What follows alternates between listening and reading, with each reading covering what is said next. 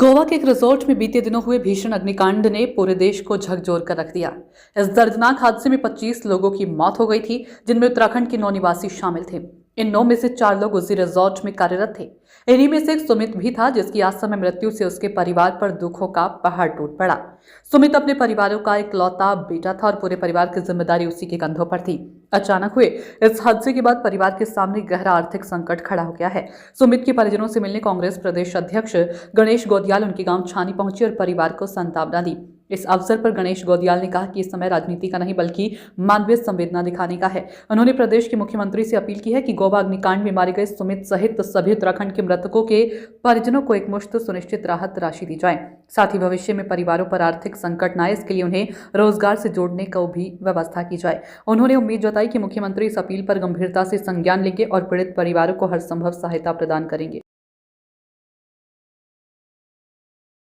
पहले गोवा के एक रिजॉर्ट में हुए अग्निकांड में 25 लोगों की जानें गई। उसमें से 9 लोग उत्तराखंड से थे।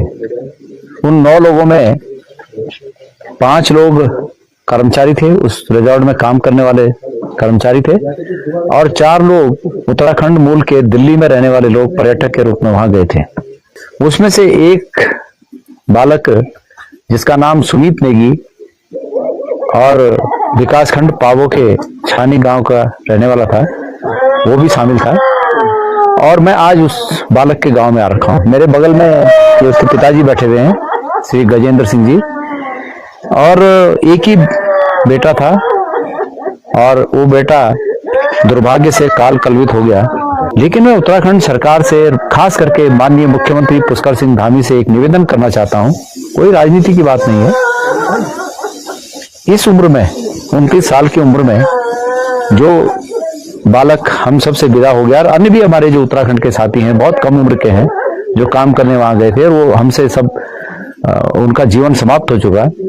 उनके घरों में, उन तमाम लोगों के घरों में, जैसे मैं यहाँ पर सुमित के घर में देख रहा हूँ, उसके वृद्ध पिता के आंखों में आंसू देख रहा हूँ, उसकी माता का विलाप देख रहा हूँ, पत्नी का विलाप देख रहा हूँ। तो ऐसे पूरे सभी घरों के चिराग बुझे हैं, उन सब घरों का भी यही हाल होगा। मैं उत्तराखंड के माननीय मुख्यमंत्री जी से निवेदन करना चाहता हूं कि आपसे निवेदन है कि राज्य सरकार की ओर से इन परिवारों को एक तो आप सहायता के लिए कुछ न कुछ घोषणा करें।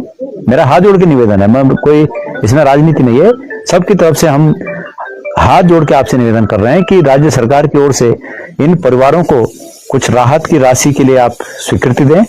और दूसरा, इतनी कम उम्र में इनके ये जो चिराग बुझ गए, तो उन बेटियों के लिए, जिन बेटियों का सुहाग उजड़ गया, वो बेटियां सम्मान के साथ अपनी जिंदगी गुजर बसर कर सकें, तो कोई रोजगार के साधन इनके लिए विशेष रूप से उपलब्ध कराए जाएं, कुछ रोजगार उपलब्ध कराया जाए।